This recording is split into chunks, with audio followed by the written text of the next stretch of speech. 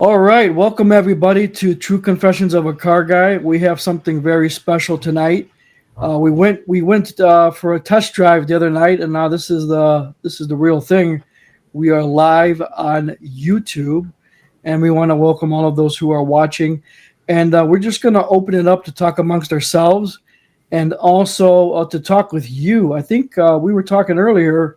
It's pretty much open. I mean, any kind of question that you have, not just for car guys who work in the business, or if you have a funny story, or I mean, if you're a consumer looking to buy a car, there's a lot of knowledge here that we can help you out with. Or maybe you got questions on how to do live streaming or social media content or something like that. We can answer anything. But yeah, let me introduce you to our host, obviously John Gavin. How's it going, John? Going good. Going Yeah. good. And then our guest for tonight is the other Gavin, Pat Gavin, who's John's brother. He joins us too. Hey, Badge. How's it going, man? Good, good, good. I know we're in store for some laughs tonight. So yeah, here we are. We're live. I might click out for a second and let you guys talk. I want to take a look at what's going on in the background and see if there's some questions that are popping up or anything. So I'll let you guys just chat away for a little bit. Okay. Thanks, Badge. Well, Patio, we might be the only people on this. I don't know. We'll see. He's going to see if anybody goes in, but I did get a bunch of emails of questions. And the last live show, I answered a bunch. Who knows who saw it, but I'm going to go through like 5 or 6 of them, which I'll answer them. Then you can answer the same question because it's going to be completely different. But one of them, this is one which I know is absolutely from a car guy or girl, because the question is, what jobs did you have in the car business?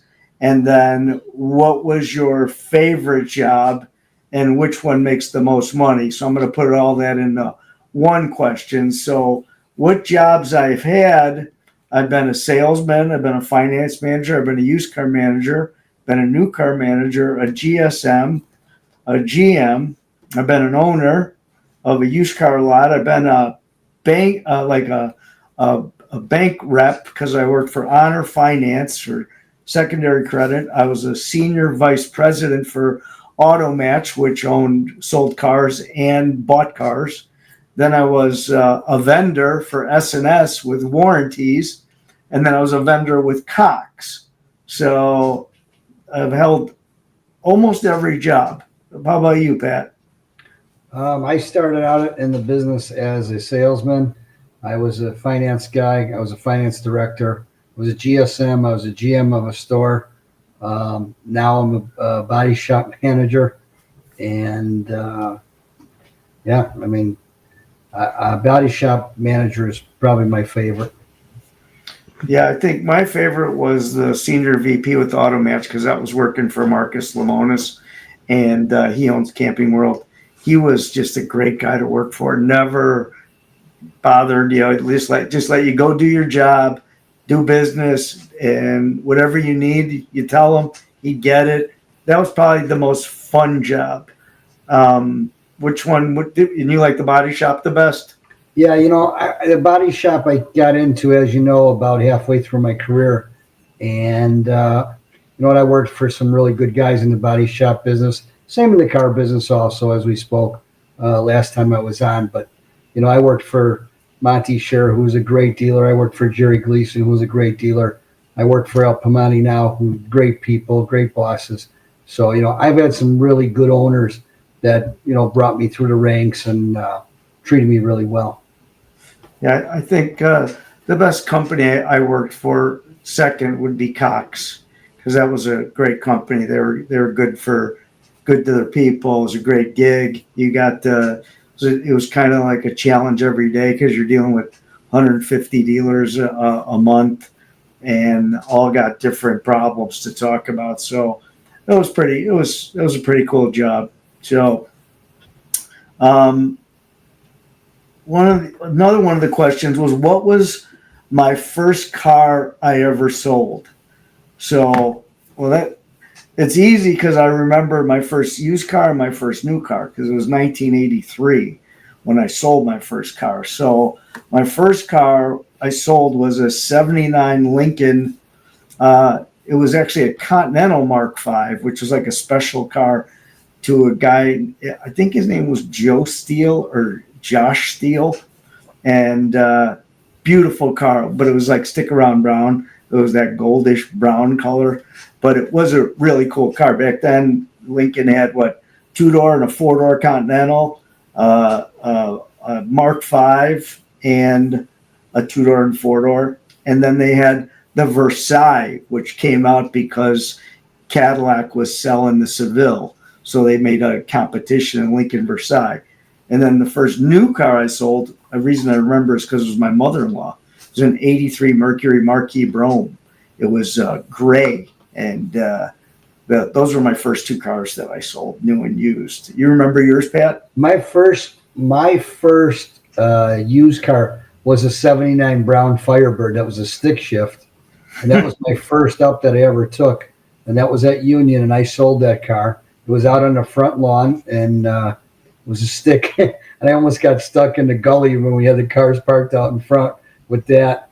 And my first new car was a van. We sold a conversion van. You know, who sold conversion vans? Right. My first new car. If you want to go to car, not van, I sold an Isuzu iMark. Was my first, new car was an Isuzu. Wow. Badge, did you ever sell cars? Yeah, I've there are times I work on the internet side of things, but sometimes I have such a close rapport with the customer, they don't want to talk to anybody else. So I've sold my fair share just by being on the front lines there. I'm trying to remember the first one. I think it was at Suzuki, because that was the first job when it was when that Saturn dealer turned to Morton Suzuki. Grove. Yeah. Morton Grove, and that was it. And that was like a thrilling rush, because I never thought I'd do that. And then I've sold quite a bit of frontline. Don't most of your customers, though, that you talk to on the internet want to talk to you when they come in first? No, isn't that the majority? Yeah, exactly, because that's how it should be. That's how it should be. And I've been, it's 14 years now. I can't believe it. And you hone your craft, and I chose early. I had visions of grandeur to be something like maybe a used car manager or a GM, but I decided, this is something I'm really good at. So I hunkered down and turned it into a profession. So, I don't toot my own horn. I let other people do it, but I got really good at it. So I built good rapport quick every day. And then, people get so close.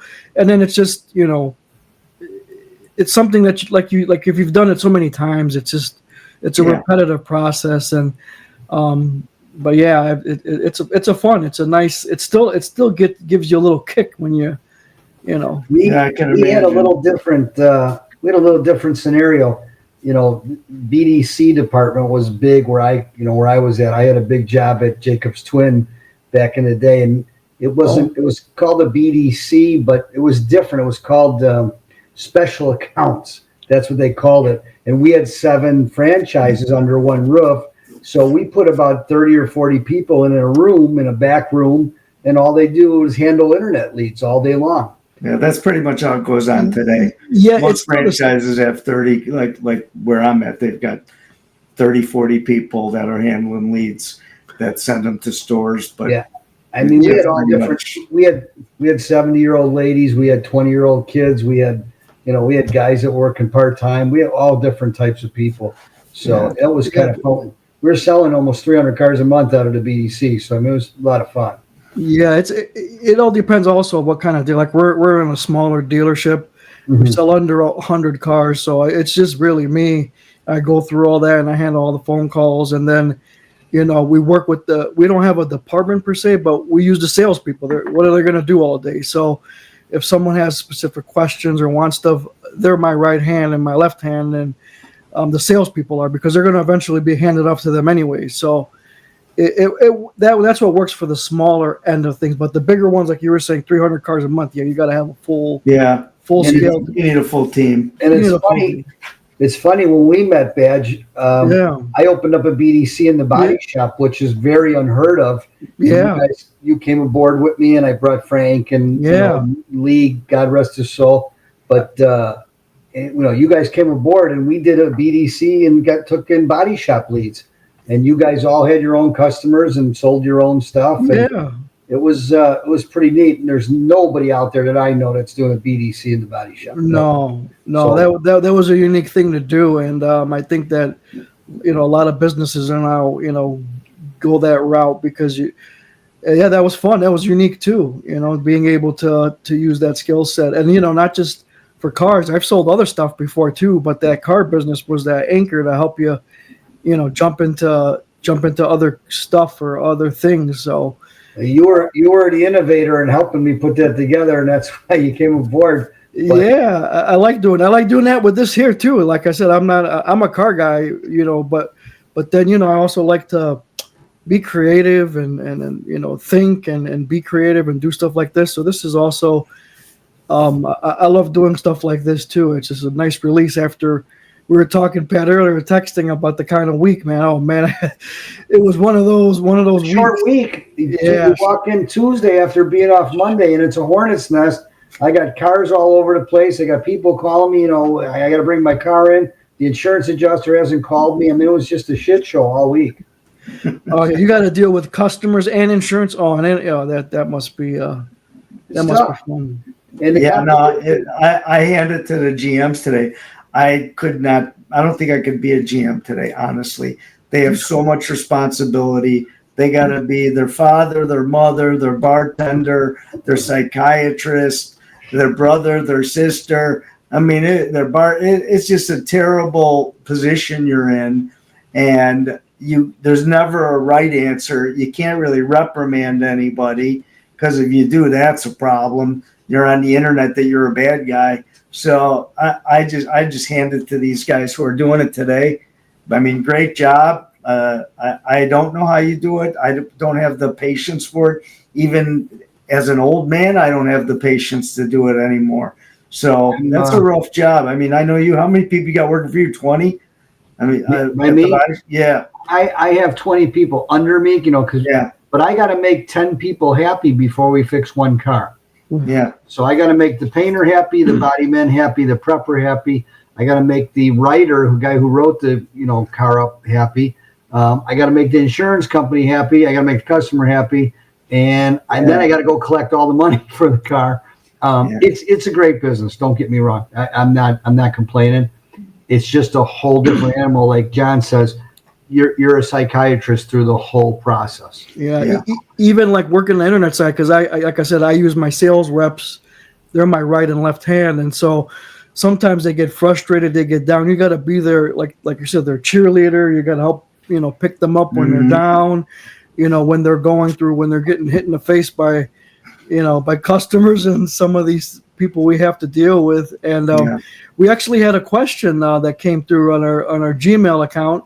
Confessions of a Car Guy. It says, "Did you ever have to call the police on a customer?" Yes. Yeah, we did. We did. River Oaks, we did. We did a Gulf Mill. Yeah, a few times. I was at Madden and a customer threatened to drive his car to the showroom. We had to call the Downers Grove police.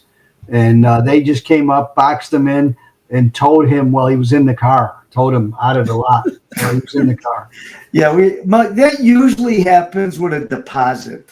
That's why I don't take deposits. I hate taking them because a customer will put a deposit on a car over the phone, and then they expect you to write a check right then and there or reverse it right then and there on a credit card when it's 8:30 at night and you don't even have anybody in the office to do it. So they end up getting so belligerent, you got to call the police just to get rid of them. Otherwise, you end up beating the shit out of them in the showroom because, car guys, we really don't play too long. We're going to put up with your shit for a little bit. Then you're going to get a fucking ass whipping because we only take so much.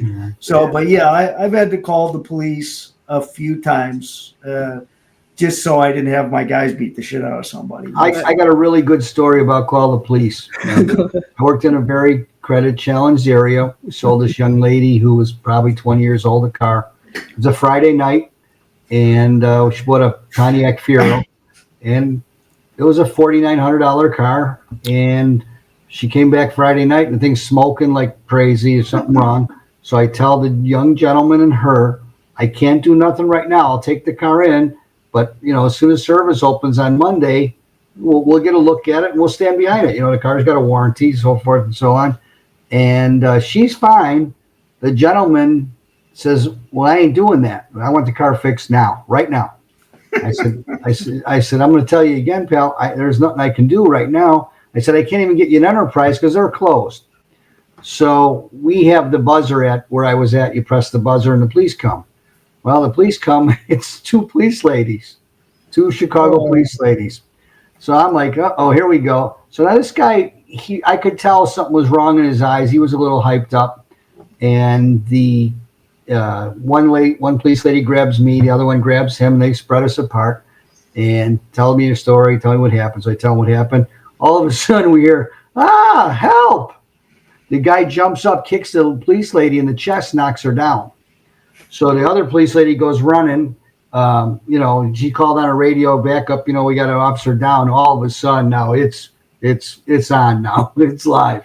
Yeah. So they grabbed this guy, and this guy was talking a bunch of shit. I'm going to shoot everybody. And this is the only incident I had down there for 13 years that I was there, or 12 years, whatever it was. But they searched the car. He had a loaded 45 in there. But when the plainclothes guys came, they took him in the back. And I remember running through the service department to look in the back window to see what was going to happen. And he got a beating. I mean, a beating. Especially it's funny you say the guy had a loaded 45 down here, Pat. I don't think there's a car out here that doesn't have a loaded 45 in it or some gun. I mean, everybody carries a gun in South Carolina. That's a long time ago, John. You got to remember that's in the I get it. I get it. Late 80s. That's like what happened at Cal City when the guys we sold the Land Rover to came back with 2 carloads of bangers wanting to play tough. And the guy showed his shirt and showed a gun. Well, then all 12 offices guys came out with guns and like, this was the wrong place to show that you had a gun because everybody had a gun in Calumet City. So, and you had the police on speed dial. But yeah, for the most part, though, that shit really, you'll have a lot of people who get loud and obnoxious, and to call the police is a very rare thing. I mean, you've been around 30 years, 35 years in the car business. I've been doing 40, 45. I can count it on one hand how many times I had to call the police. I mean, usually you can calm them down and relax, but people just fly off their, you don't know what's going on in somebody else's life. And that I quit a job over that once. A guy, owner, not going to get into who, but we spotted a car. For those who don't know what spotted means, we sold a car on Saturday and we delivered it without having financing approved or anything. We knew we'd get it financed. So we put the customers in the car, and this was Saturday. And then Monday I come in and I get to work early. I get there and they're in the driveway with the car, rattle, rattle, thunder clatter, boom, boom, boom. The car's all fucked up. And I said, no problem. I'm going to switch in a different car. It wasn't worth the brain damage. We didn't even have deal approved yet. And I had the owner, one of the kids, tell me, oh, no, they own that car. I was like, no, they don't own the car. We're not doing that. I mean, this is just wrong. Let's put him in a different car, make deal. He said, no, he's getting the car. I ended up calling one of my buddies, said, come. I went and got my box out of parts, packed my shit, and left. And I told the customer, don't buy a car here. I told them, you don't have any deal. You shouldn't get stuck. This is a young couple. They're young people in on Western Avenue, and they couldn't afford to go just take this car and not have a car for 2 weeks because they weren't going to give them a loaner. So yeah, usually you do the right thing. Like you were saying, you're going to fix that customer's car. They just never get to the chance sometimes, and that's where the problem arises. But for the most part, every dealer is going to take care of the customer, more over and above what they need to. I read online, so many times with the things people put on about dealers, and I really, think about it. The only people who really go online are the ones who want to complain. you don't get all the good people to go on and say, oh, the experience was great. It's starting to happen more and more because we're asking for it. We're saying, will you please go on and say, hey, say that we did a good job. But if you don't ask for it, the average person who had a great experience is not just going to go online and say how great the dealer is. They got better things to do, and they got a busy life. So I can't. Yeah, you probably see it now more, Pat, because you're dealing with an insurance company and a customer, and the two of them are already battling. You're in the middle, and you got to try to get stuff approved for them. They don't even realize it, right? I'm the moderator. The guy thinks, we tell the guy that the insurance company kind of controls what goes on, and we're his help. He come to us to get it done. We're the professionals, and we write an estimate for $6,000, and the insurance gives them $3,000. Well, now I'm the guy that's got to pick up the phone, call the adjuster, and say, hey, listen, $3,000 doesn't fix the car. It's $6,000, and here's why, and here's the pictures, and here's our new estimate, which is called a supplement. And we do that, and usually 9 times out of 10 it works out. But sometimes and then the customer starts with, I don't want Japanese parts and I don't want this. But if you read any insurance policy, and for anybody out there that's listening, read your insurance policy, and it says like new parts. It doesn't say new parts. It says like new parts. It doesn't say where from either. Exactly. It could be from Taiwan. It could be from Nova Scotia. It could be from anywhere. So that's what the consumer doesn't understand. Like new means it's not on another car right now. That's what like new means. Sure. There's a couple insurance companies, we tell them we need a fender and a door in the quarter panel. You know what they do? They cut us a half a car and they bring it there on a flatbed. Yeah. Whoa. Hold on a minute. This isn't a chop shop. I mean, we're a certified body shop here. What are we doing? Yeah. So I believe it. It's tough. And there's a body shop every 5 feet. Well, insurance to me is like the biggest scam on the planet. Insurance to me is the biggest scam on the planet. I don't care if it's homeowners, health, car. They just go out of their way not to cover body shop. What's that? You know who else is a crazy business? The roofing business. Oh, everybody's got hail damage. Yeah. Well, try to get paid for 4 years. Try to get paid from the insurance company to get for hail damage when you really get it. I mean, it's they pay I think 70% of a used. They take off depreciation. They give you 70%. Is by the end of the day, you owe them after the roof's $25,000, and you got to pay 20 of it or 14 of it. It's like. And that's, I'm talking major companies. You're talking Geico, State Farms, the big one. They're all like that. Allstate's the worst. I used to sell for them years and years ago.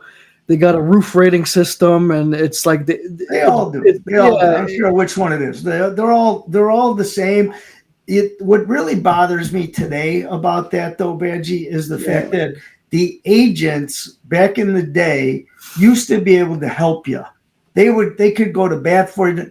Now I think the agent's hands are tied, and they're just yes. They'll say yeah. They're like, it's like going to the Chinese restaurant and saying, I want to order, because they never say no. They always got it. No matter what it is, I'll make it for you. They'll always accommodate. I think that's like the State Farm agent or the Allstate agent. They can't do anything. They just say yes to you. Yeah, here's what happened. Here's what happened. COVID hit. And all these insurance companies were loaded for bear. They had plenty of customer service. They had plenty of adjusters, plenty of managers handling all these claims. COVID hit. Business died down. They let everybody go, and they went to this automated bullshit. Go and try and get a claim number if you get in an accident, God forbid. See how long you're on the phone. I had a poor 80-year-old lady yesterday. It took her 2 hours to get a claim number. Are you kidding me? 2 hours. And then they tried to steer her away from my shop and send her to another shop. And I'm a certified Ford shop. You're not in our network. So I'm a certified Ford shop. You're sending them to Bob's garage down the street who has no clue on how to fix a car, and you want to, because they're in your network. Well, I don't care about your network. So the customer finally yelled, and we got her to keep the car. But you're talking to a computer the whole time until you wait to network bullshit too. That's another part of the insurance industry that gets me. Yeah. You want to go to a dentist. No, they're not a network. Why? My wife was a dentist. Some of these places in network, they charge they only let the dentist make $18 or some shit to pull a fucking tooth. I mean, I got a porter's making $18 an hour. That's where they get the pull too. I mean, I'm sure I'm off on those, but I'm not far off. I'll tell you that. But yeah, that whole network stuff, whoever will work the cheapest. So they slam in a bunch of volume, and then what happens to your service? I mean, you'll leave. You need another tooth a week from now because this one fell apart that they put together. Yeah, the whole world's gone to shit after COVID, unfortunately. It's starting to come back, though. That's the good thing. That's the good thing. It's starting to change, which is great. So, anybody else on, Bagi? I saw one besides us, so I don't know who this person is, but it says one watching along with us right now. So I don't know who. Yeah. Well, with the football games on right now, so I really don't blame them for not watching this. I think I'd rather watch football game too. We got Kansas City playing right now. They're probably watching Mahomes and Kelsey. I wonder maybe Taylor Swift's going to be on there too. 20 shots of Taylor. Yeah, of course. As you guys know, the moral of the story is just take care of the customer. You're always going to win. Yeah, you're always going to win. You know, we've all made it a lot of years in this business because we take care of people. I get a ton of referrals. I probably get 10 referrals or 5 referrals a week of people calling me. I got body damage. I got this. I got that. Yeah. We're a state-of-the-art shop. We're certified. We take care of people. And you know what? When you take care of that guy, he tells 10 of his friends and 10 of his friends and 10 of his friends, and it just snowballs. I mean, we were a little shop, 3-man shop, and now we're a big shop, and it's a lot of fun. And it's all guys from the neighborhood and people I know. So it's the area I kind of grew up in. And just like I said, the moral of the story is just take care of people. You might want to tell them what the name of the shop is now. So. I work for El Pimani Ford. I run the certified Ford shop at El Pimani Ford. There we go. You got somebody's listening. Yeah. So one of the last questions I'm going to talk about, then nobody's asking anything. We're going to go. One was obviously in the car business too. What's the most cars you ever? The question actually is, if in fact you were a used car manager, what's the most cars you ever appraised in a day? Well, at a store, at a real store working, I would probably say like maybe 5 or 6, because the stores I was big volume at, I wasn't the used car manager. I was a GM or a GSM or finance director. But when I worked for Automatch, I had the Tesla account. So Tesla doesn't sell. Yeah, you were there. Tesla doesn't sell gas engines. So I would do 500 to 700 appraisals a day on my phone using vAuto. So it'd be very quick. I'm looking at cost to market, adjusted cost to market, and like my day supply and market day supply of vehicles, just using 3 tools, because it was really a game of speed. There was 7 stores in the country appraising every Tesla at the time. You're talking 2012. So 2012, Tesla wasn't what they are today. They didn't have as many shops as they did. They didn't have contacts. They didn't even have as many showrooms. But every appraisal, what they would do is customers would order online and they put their car in, and then we put bids on it. So we would buy about 75 to 90 cars a month from Tesla. So I'd appraise 500 to 700 a day to get 90 cars. But that's probably about it. Pat, were you ever a used car manager? I don't know. You know what? I used to appraise when we would get busy. And on a Saturday, if we had a 20-car Saturday, you'd probably appraise 10 cars. I'd appraise 2 or 3. Jimmy Urso would appraise all the cars mainly. But you know what I used to do is I used to teach the salesman how to, get all the right information, pull the car up, get it ready to go. We go for a ride. Yeah. And, then we, like he says, don't ever lose a trade, because all the trades can stand on their own 2 feet if they're really nice. It's different today, Pat. It's really different. Everything's metrics. Yeah. So they still lose them all the time, but it's all metrics today. I mean, you've been in the body shop so long. I think if you had to go appraise a car, I don't know if you'd know where to even start with all the new Yeah, there's technology a lot that's of out there. technology. Between the OBD readers and then going to the tool itself and then reading the tool. Because I deal with guys every day, and I did every day, and most of them don't even know how to use their tool or use the metrics. They still, I can look at almost every appraisal and see, oh, Mannheim's 20 and every appraisal's at 19 in this stack of 20 cars I just looked at. So they're just doing it quick. The real car guys today are using metrics because the whole world's gone to metrics. Everything's online. Everything's all your information Analytics. better. Yeah. The analytics and metrics is everything they're doing. And the guys who know how to read it are the guys who are going to be standing at the end of the day, because there's going to be a lot of, I think, smaller dealers go to the wayside and the bigger guys just keep getting bigger and bigger.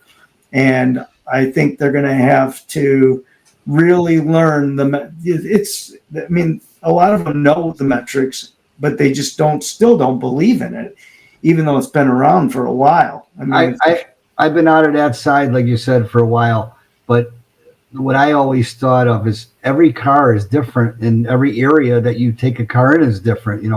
Everybody's got different types of cars that they sell.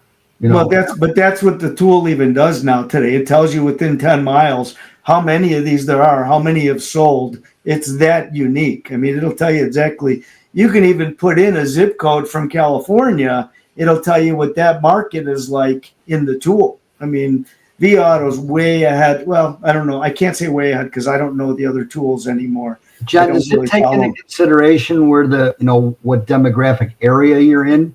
Yeah, of course. That's what I'm saying. It'll give you a competitive set of 10 miles, 5 miles, 20 miles, 100 miles. Most of the time, the guys will manipulate it to a point where it looks good. That's what they'll go out either so far or so close that the metrics look good, that they paid the right amount and that it looks good on the screen. But in reality, it's nonsense. So they're comparing a 18,000 mile car in their competitive set. They got a 180,000 mile car.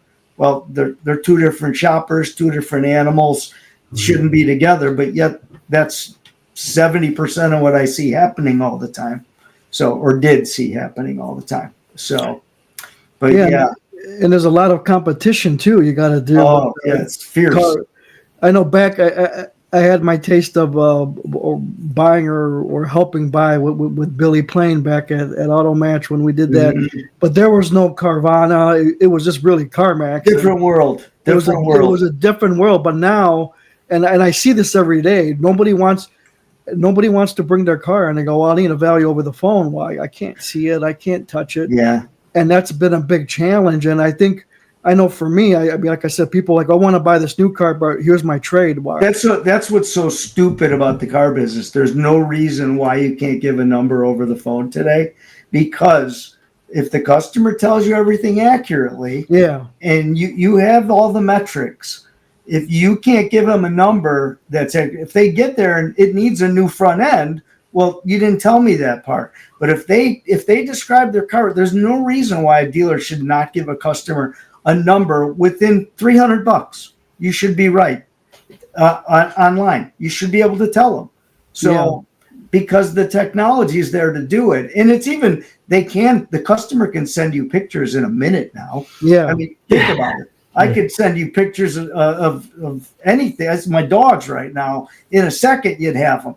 So they can send pictures, and if you ask the guys who give the best phone do the best job with those customers. So every talk to them, I was just talking to a kid the other day, and telling him he was the one thing that I could tell him to do. I said, well, treat every customer and talk to them like you're talking to one of your friends. If you can do that, you're gonna keep the customer. You're gonna win the customer, and when they call you, make sure you pick up. Don't wait forever to call them back if you're busy. Text them. In today's world, you can text them right away and say you're busy. We couldn't do that. They'd get our voicemail and we'd be working a deal and we'd be done in 3 hours and call them 3 hours later. Now you can tell them in a minute, and it's auto. You can set it up as your auto, where you just type in with the customer WAC, and it types out with the customer, and boom, or I'm with it, whatever you want it to say. You can do it in a second. So, but I actually called a customer with him the other day, and I asked him what's going on with this. So, well, the BDC's been talking to him, and then our AI got involved. Oh. And I was like, well, why don't you call him? Well, I'm going to wait to see. So we called the customer, found out, well, the offer he's got is already 10,000 apart of what he really wants. And guy called me brother when we were all done. Hey, thanks for talking. I appreciate it, but I was just trying to see what it was worth, blah, blah, blah. But here, all this back and forth, just call the guy and give him, the numbers are there. I won't be wrong. I'll be exact as long as you're right with me. And, the old buyers are liars. Well, in today's world, send pictures to me if you want an exact number. Otherwise, I'm going to be $300 to $500 from where you say when you get here, if that's what it gets down to, So we wanted to thank everybody for tuning in to this first live Q&A, and we ask that you'll join us again in the future. And you can go to our website. You can see it up there, trueconfessionsofacarguy.com. Drop us a message, drop us a voicemail as well, and interact with us. We're here to help. So we look forward to seeing you again soon. Thanks again for watching.